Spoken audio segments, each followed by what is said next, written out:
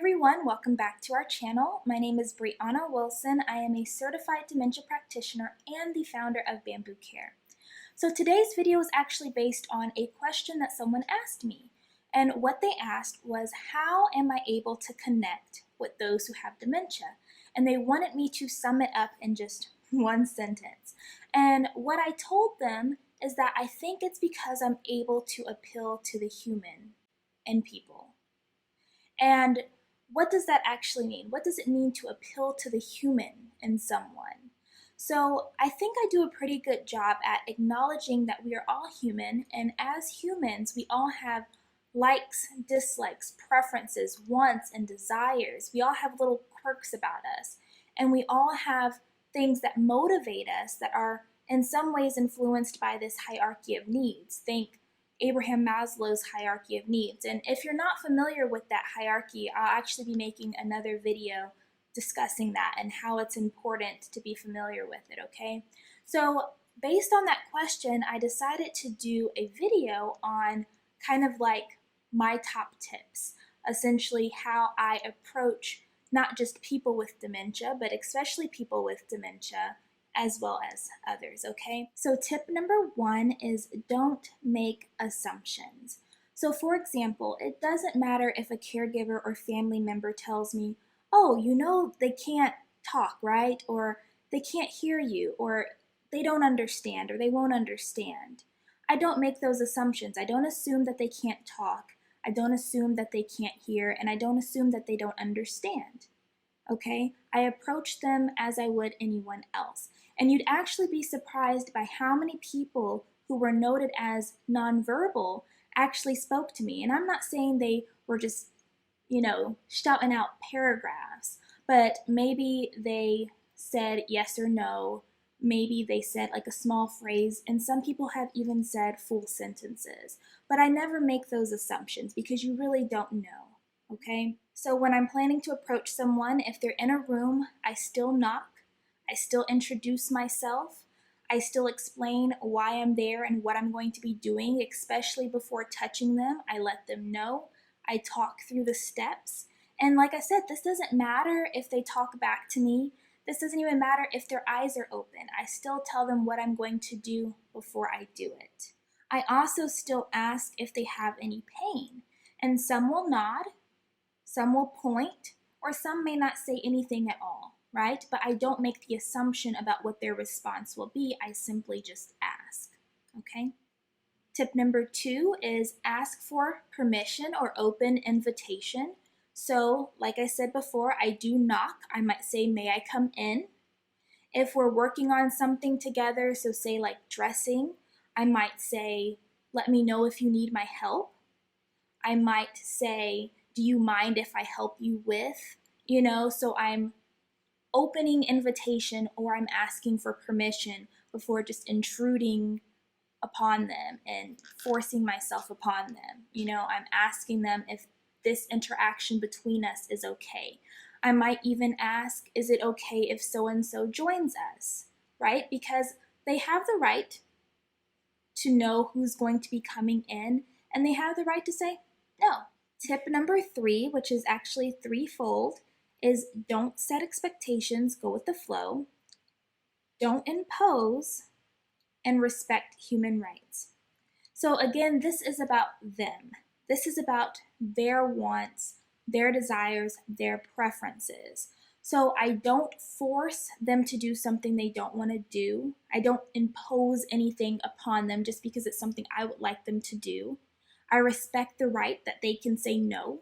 I respect the right for them to refuse, because most of the time people don't say no or refuse just for the heck of it, just for no reason at all. There's usually an underlying reason why they're saying no. And so what you have to do is you have to figure out what may be causing them to say no.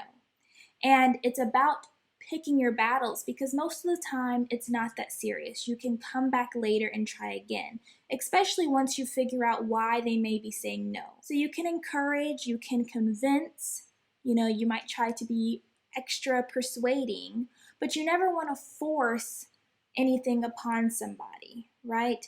And like I said, you can always try again and come back later.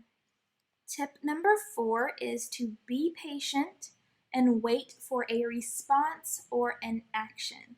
And I think this one is really tricky for people. I tend to be extra patient, but some people, they want quick answers because that's what we're used to, like this kind of immediate feedback. When you ask somebody to do something, if you say raise your arm, somebody's gonna raise their arm kind of like that.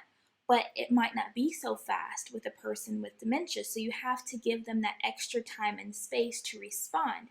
So if they don't respond the first time that I say something, I might say it the exact same way. I might simplify it. I might reword it. Or I might add a visual cue or a physical cue to enhance the understanding of it. But I don't try to rush them or hurry them along, or I don't start yelling at them because they didn't understand me the first time. Okay, so you really do have to be patient and wait, because sometimes it can take someone with dementia up to 90 seconds. That's a minute and a half to respond. Okay, so just keep that in mind. Tip number 5 is to let them do as much as they can by themselves. Sometimes I hear, oh, they're not able to do that. Oh, we have to help. Oh, we have to help them with everything. Or no, they're not allowed to do that. And it's not necessarily that they can't do it, but sometimes it's that they haven't had the opportunity to do it, so they haven't been given that opportunity to do it.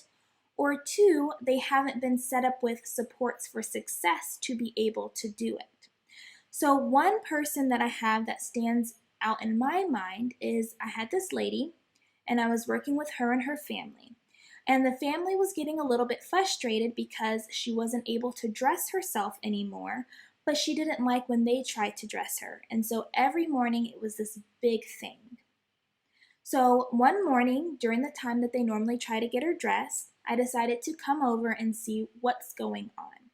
So there were a couple things that I noticed. One of the reasons she didn't want to get dressed is because she already felt like she had fresh clothes on. She didn't see a point.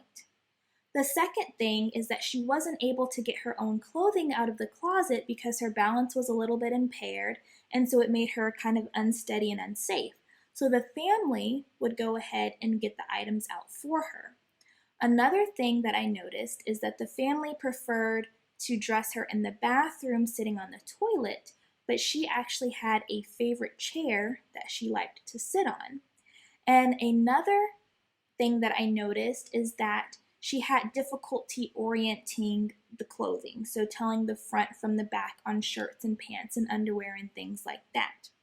But what I also noticed is if you held her hand while walking into the closet, she could pick out her own clothing. She knew exactly what she wanted to put on. If you oriented the shirt for her, she could put the shirt on no problem. Now, she did have an issue with the bra, but I mean, bras are tricky, right? So that wasn't a big deal. You know, I clasped it for her and she could put her arms in it. And then with the pants, once you oriented those for her, she could put them on. Her favorite chair that she liked sitting in rocked forward. And so when it rocked forward, it kind of got her low enough so that when she bent over, she could get her feet in. Now, she did need a little bit of help standing back up and a little bit of stability to pull them up over her hips, but she could do it.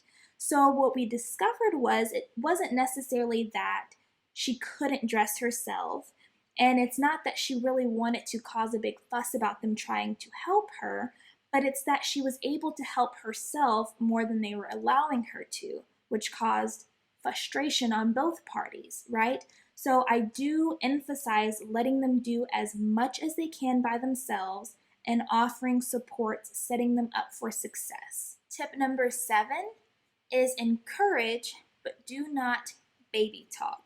So if somebody is doing a good job, I might say you're doing a good job. I might say you're doing good. I might say, yep, just like that, or yep, that's right. But I don't baby talk them when I'm saying it. I don't say, oh, you're doing a good job, honey, or, I don't do that. I just, if we're sitting up, I'm like, oh yeah, you're doing good. I talk to them in a normal voice, and it's very easy for my voice, which is kind of high, to sound like baby talk. So I just really try to talk normal because it doesn't take much of a pitch shift for it to sound like baby talk, you know? So you have to be mindful of that because some people really take offense to it. It can be condescending, you know, and so you really want to avoid it. Tip number 8 is listen and validate. And more than anything, this is probably what I spend the most time doing and why I'm able to really connect to just people in general, but especially those who have dementia, is because I'm one of the few people, because I'm not setting any expectations for our interaction, that I'm willing to take my time to listen, to understand their concerns, what's going on, you know, in their mind, and to understand their perspectives. So I listen to what they're telling me and I validate those emotions for them. Because even if I can't quite relate, or even if I don't quite understand what they're saying or where they're trying to go with their story, I listen. You know, I don't correct them. I don't try to impose my feelings upon them, how I feel like they should feel. I don't do that. I just listen and I validate how they feel. Because honestly, most people just want to feel heard, like someone cares, like someone's listening to them, okay? Because if every time you interact with somebody, you're imposing upon them, you're rushing the interaction, things like that, it doesn't really breed this like positive connected relationship. It can really make you guys distant, and it can just cause a lot of tension, I guess is the word that I'm looking for in the relationship, because there can start being resistance and things like that. And the last tip, which I believe we're on tip number 9, is to remain inquisitive. Always be inquisitive, but never be judgmental. You really do want to hone in on your dementia detective skills. Always trying to figure out why the person may say the things that they do, why the person may do the things that they do. You just want to understand. You really want to dig in deep and keep that inquisitive mind, and just don't look at it from a judgmental perspective. So that wraps up all of my tips. Hopefully you found them helpful and of value. If you have any tips of your own, feel free to leave them below because I barely scratched the surface, and we have so many more tip videos to come, especially for specific scenarios and situations and challenges you may be dealing with. So definitely stay tuned. Remember, all of our social media links are in the description box, as well as our website. And until next time,